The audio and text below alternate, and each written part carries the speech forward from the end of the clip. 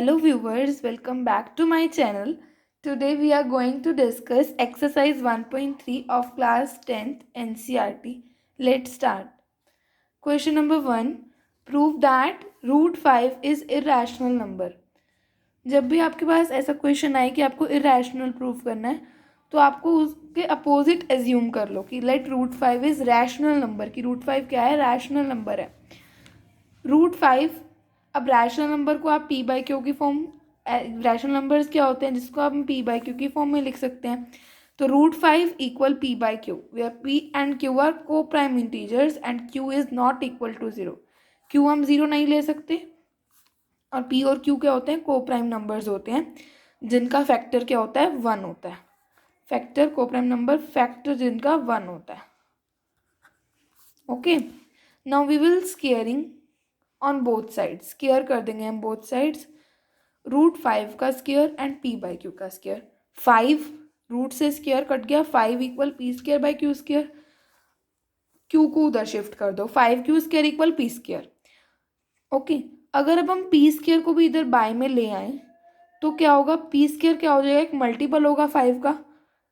P square क्या हो जाएगा, मल्टीपल होगा 5 का. लाइक हम कुछ भी नंबर लेते हैं 10/5, तो हम कह सकते हैं कि 5 is the multiple of 10. It goes on to. ठीक है, ऐसे अगर हम पी स्केयर को बाय में ले आए, it means 5 q square by P square equal 1. तो P square will be multiple of 5, ये 5 का मल्टीपल होगा. ओके, और अब 1.3 में आपकी थ्योरम है कि इफ़ पी स्केयर या कोई भी अल्फ़ाबेट ले लिया कि if p square is multiple of b then p will also be multiple of b. आपको इसका प्रूफ नहीं करना, सिर्फ आपको ये याद रखना है. तो पी स्केयर मल्टीपल है 5 का तो पी भी मल्टीपल होगा 5 का. ओके, अब हमने यहाँ से ये निकाल लिया कि पी का पी क्या है, पी का फैक्टर अदर देन 1 भी है, दैट इज 5. अब हम ऐसे ही क्यू के लिए करेंगे क्योंकि हमें तो क्या प्रूफ करना है कि ये एक इरेशनल नंबर है, इसीलिए अब हमने यहाँ एज्यूम करा कि इसका फैक्टर होगा सिर्फ 1. यहाँ हमने प्रूव कर दिया कि इसका फैक्टर 5 भी है. अब हम क्यू के लिए भी ऐसा ही प्रूव कर देंगे. अब हम पी को एक नंबर ले लेंगे 5 के, जो भी रूट आपको प्रूव करना होगा, कुछ भी आ जाए, root 2, root 3, root 5, root 6, root 7, कुछ भी आ जाए, या फिर रूट 11. तो जो रूट में हो वही आप एज्यूम करोगे रूट हटाकर. अब रूट 5 है तो 5 के, जहाँ पर के कोई भी कांस्टेंट टर्म है. Put value of P from equation 1. Equation 1 से आप वैल्यू ऑफ पी को पुट कर दोगे किस इक्वेशन में, 5q square equal 5k square. हम इक्वेशन 1 में ही पुट कर रहे हैं. इक्वेशन 1 में पी स्केयर की जगह हम लिख रहे हैं 5k का square. 5q square 25k square. q square by में 5 ले गई, 5k स्केयर. q स्केयर आ गया 5k स्केयर के इक्वल. हमने क्या किया, वैल्यू ऑफ p को 5k एज्यूम करा और उसको पुट कर दिया इक्वेशन 1 में. ठीक है, और यहाँ से q स्केयर आ गया 5k स्केयर. अब सेम एज यहाँ पर भी ऐसे ही आ गया था ना कि p स्केयर 5q स्केयर. अब यहाँ 5k स्केयर, बस वो भी k क्या है, कोई भी कांस्टेंट टर्म है. तो यहाँ पर भी हम ऐसे कर सकते हैं कि 5k square by q square. It means q square is the multiple of 5, then q will also be the multiple of 5. तो सेकेंड यानी p will be the multiple of 5 and q will be the multiple of 5. यहाँ से क्या confirm हो गया कि from second and third p and q का एक कॉमन मल्टीपल है, that is 5. But coprime numbers क्या होते हैं, जिनका अदर देन 1 कोई फैक्टर होता ही नहीं. तो इसने हमारे फैक्ट को यानी हमारे कंडीशन को कॉन्ट्राडिक्ट कर दिया. हमने तो क्या एज्यूम करा था कि जो ये नंबर है वो पी बाई क्यू की फॉर्म में, और पी बाई क्यू क्या है, को प्राइम नंबर्स हैं, इंटीजर्स हैं, and it is due to our wrong assumption.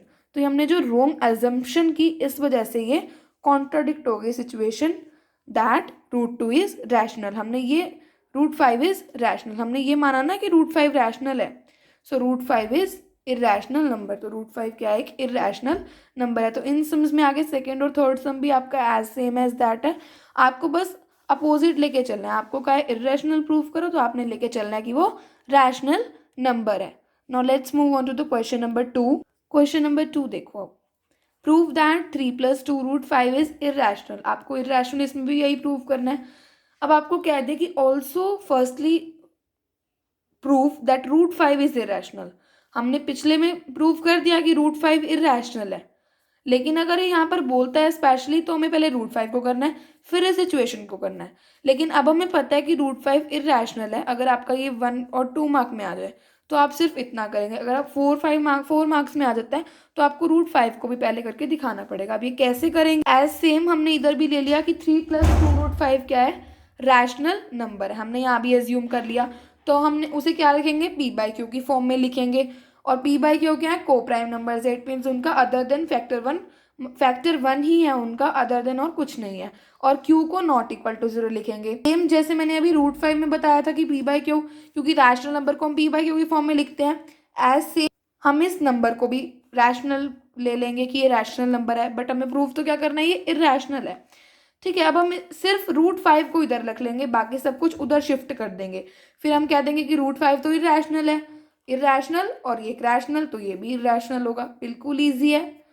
क्या करेंगे? 2√5 इक्वल p/q -3 इधर आ गया। एक एक करके ले आओ, अगर आपको इकट्ठा नहीं लाया जाता तो। रूट 5 अब ये मल्टीप्लाई में तो उधर डिवाइड में चला गया, p/q -3। अब इसका एलसीएम ले लो, q आया, यहाँ पर 1 ही है। p -3q, q से 1 से किया q, 3q, half as it is. तो यहाँ से क्या हो गया? p -3q और 2 इंटू, ये इंटू में है, 2q। रूट 5 इसके इक्वल आ गया p -3q/2q। It is in the form of rational number. तो ये क्या है? एक रैशनल नंबर है, because it is written in p/q form. And root 5 is irrational number, ये हम प्रूव कर चुके हैं। तो irrational is not equal to rational, ये नहीं हो सकता ना। तो इट कॉन्ट्राडिक्ट्स आवर अजम्पशन, इसने हमारी अजम्पशन को कॉन्ट्राडिक्ट कर दिया। हमने तो माना था कि 3 + 2 रूट 5 क्या है? रैशनल नंबर है, but it appears to be irrational, क्योंकि रूट 5 होता है इरेशनल और उसके सामने जो है वो भी इरेशनल ही होगा। So 3 + 2 root 5 is irrational number. Third sum is also same as that. Prove that the following irrationals 1/√2 है। लेट 1/√2 को रैशनल मान लो। 1/√2 को p/q की फॉर्म में लिखेंगे, where p and q are coprime numbers and q is not equals to 0। अब इसको rationalise कर दो, क्या आ गया? √2/2 इक्वल p/q। अब √2 को इधर रखो, क्योंकि √2 भी एक इरेशनल नंबर है। इसको कैसे प्रूव करोगे? जैसे आपने रूट 5 को करा, बस जहां जहां 5 लिखा वहां 2 लिख दो। इसका सेम है, जब मैं एग्जाम्पल्स वाली वीडियो पोस्ट करूंगी वहां पर, तब ये भी एक बार आपको समझा दूंगी। √2 इक्वल 2p/q। अब √2 क्या है? इरेशनल। 2p/q क्या है? रैशनल।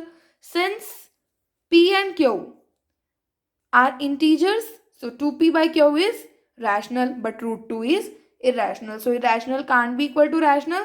This shows कि हमारा assumption, हमारा contradiction wrong था।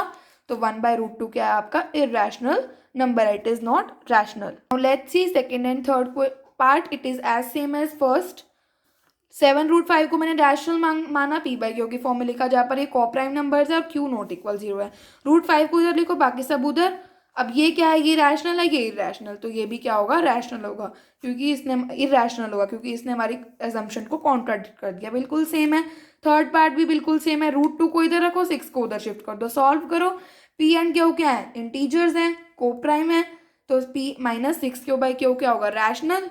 और √2 क्या है? इरेशनल, तो 6 + √2 भी क्या होगा? इरेशनल नंबर होगा। बिल्कुल ईजी है, बस आपको मेनली फोकस कर, आपको फर्स्ट सम क्लियर होना चाहिए अच्छे से कि √5 को हमने कैसे इरेशनल प्रूव किया, बाकी सब सेम एज दैट करने हैं। So this is all for today. I hope you have understand it. If you did, do like, share and subscribe to my channel. And if you have any doubt, please comment below. This is all for today. Thank you so much.